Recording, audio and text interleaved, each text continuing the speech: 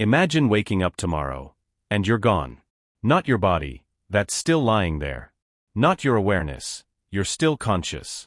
But the you've always believed yourself to be, vanished. Your personality, your story, your past, your insecurities, your grudges, your identity, all erased. What's left? According to the Buddha, this isn't just some thought experiment. It's the doorway to the deepest freedom a human being can experience.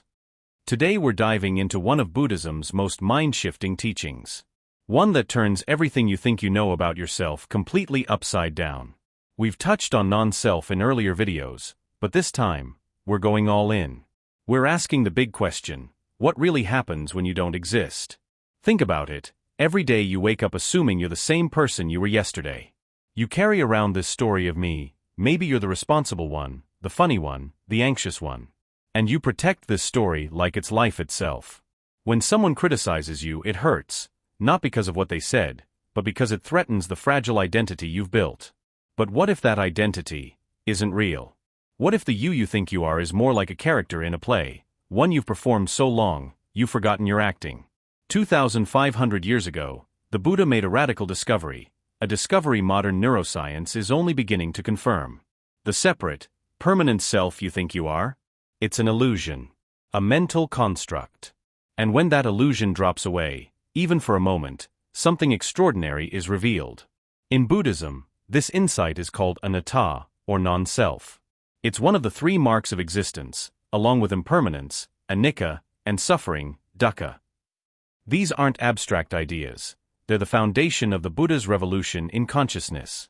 While other spiritual paths spoke of an eternal soul or unchanging self, the Buddha flipped that notion entirely. He taught that liberation doesn't come from discovering some hidden essence, it comes from seeing there isn't one. And in that seeing, there's peace. So for the next 20 minutes, I invite you to hold your sense of self a little more lightly. Because what opens up when the self drops away is not terrifying. It's not emptiness. It's spacious, alive, free. Let's begin with a glimpse, those rare but powerful moments when your sense of self temporarily vanishes. Have you ever been so lost in music, in nature, in a moment of awe, that you disappeared? No running commentary in your head. No worries about how you look or what's next. Just presence. Just experience. Zen Master Dogen put it beautifully, to study the Buddha way is to study the self. To study the self is to forget the self. These glimpses happen more often than we realize. Take Alex, a surfer from California. He told us, I caught this perfect wave, and suddenly there was no me surfing anymore. There was just surfing. I was the wave. It was the most peaceful and alive I've ever felt. And science backs this up.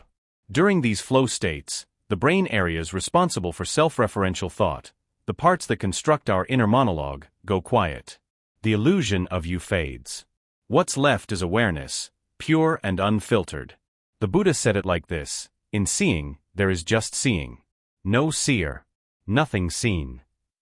And what do people report in these moments? A profound peace. A joy not based on circumstances. A sense of connection to all things. Not the temporary high of achievement, but something deeper. Like finally remembering something you've always known. Before enlightenment, chop wood, carry water. After enlightenment, chop wood, carry water. But now, there's no one doing the chopping.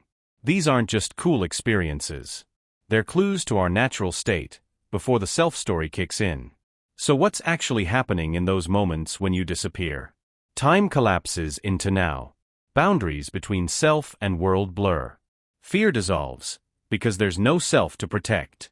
Action flows effortlessly. Things don't happen by you, they happen through you. As Adyashanti put it, the greatest miracle is the experience of reality without self. In that moment, we discover what love is. But here's the real question. What if this wasn't just a passing state? What if it could become a way of being?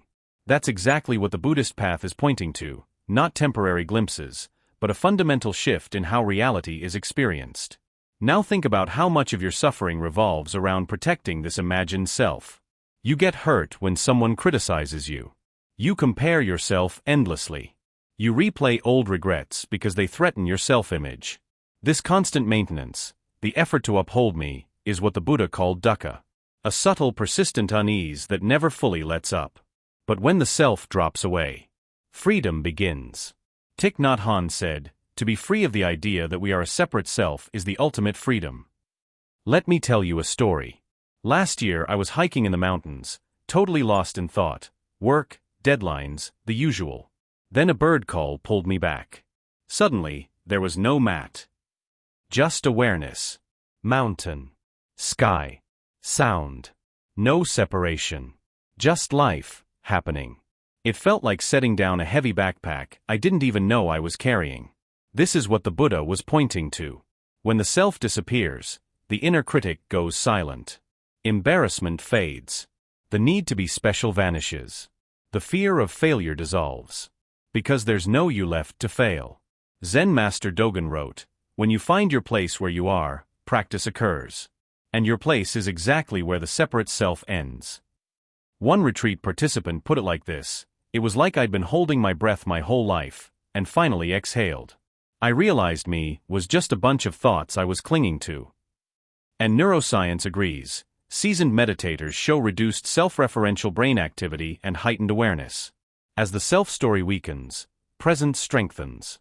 But let's be clear, this doesn't mean you become a passive blob with no opinions or personality. Quite the opposite. When you're not bound by the ego, you become more spontaneous. More alive. You show up authentically, not trying to match some inner script of who I'm supposed to be. Zen teacher Shunryu Suzuki said, "When you do something, burn yourself completely, like a good bonfire, leaving no trace of yourself." But what happens when you're with other people? Who are you in relationships, if there's no self? Let's look at that. Most arguments come down to defending the me. You don't understand me. You hurt my feelings. You never appreciate what I do. What if all those me's weren't so solid? When non-self is realized, relationships shift dramatically. First, comparison fades. You no longer need to outshine anyone, because there's no one to prove anything to. Second, empathy deepens. Without the barrier of self, you feel others' emotions as part of your own field of experience. Compassion becomes natural. Third, neediness drops. You're no longer looking to others to complete or validate you.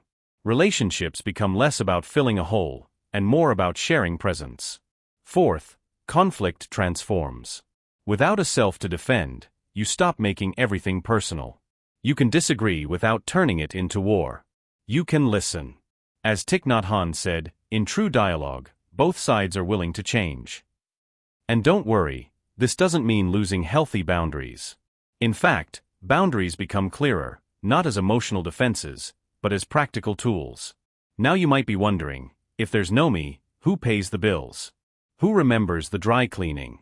Great question. The common myth is that without a self, life falls apart. But actually, it flows better. Zen Master Linji said, "When hungry, eat. When tired, sleep." Simple.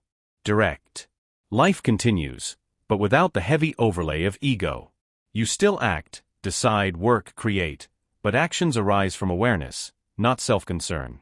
There's less second-guessing, less resistance, more ease. Even neuroscience shows that skilled meditators often perform better in tasks, not despite losing the self, but because of it. Think of athletes in the zone, or musicians becoming one with the music. That's non-self in action. As Phil Jackson put it, the key to success is non-attachment and being fully present. And finally, what about ethics? If there's no self, what stops harmful behavior? Here's the paradox: realizing non-self doesn't erase morality. It deepens it. Because when there's no separation, harming others feels like harming yourself. Love and compassion stop being ideals and become the natural response to life. The Dalai Lama said it best. Love and compassion are necessities, not luxuries. Without them, humanity cannot survive. When you no longer see yourself as separate from others, harming them becomes illogical, unnatural, even. Because the boundaries between you and them begin to dissolve. Compassion isn't something you have to force, it arises effortlessly, like a flower blooming in sunlight. Not because you should be kind, but because you are them. The 8th century Buddhist master Shantideva said it with piercing simplicity. Whatever joy there is in this world comes from wishing others to be happy. Whatever suffering there is in this world comes from wishing only oneself to be happy.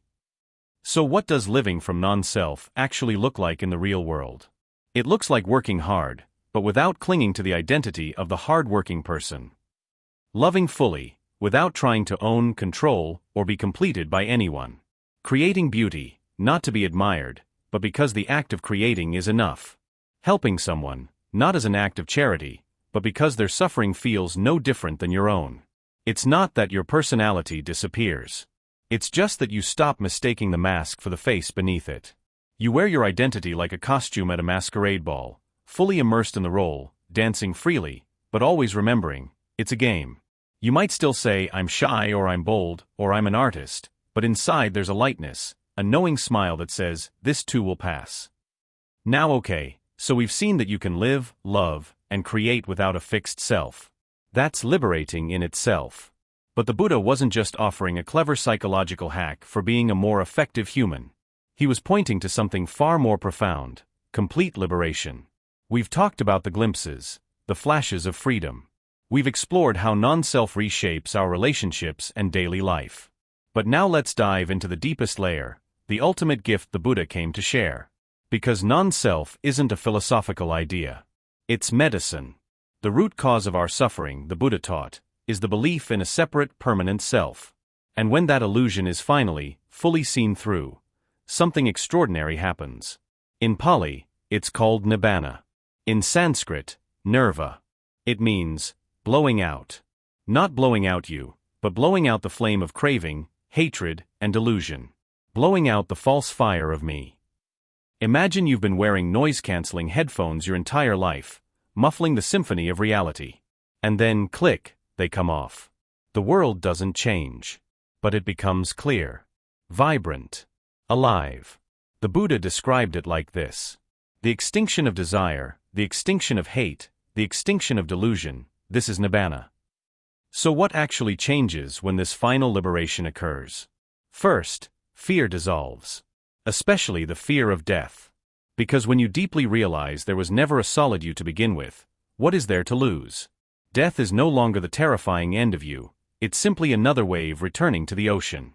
As Dilgo Khyentse Rinpoche said, the everyday practice is simply to develop complete acceptance and openness to all situations and emotions and to all people, experiencing everything totally, without reservation.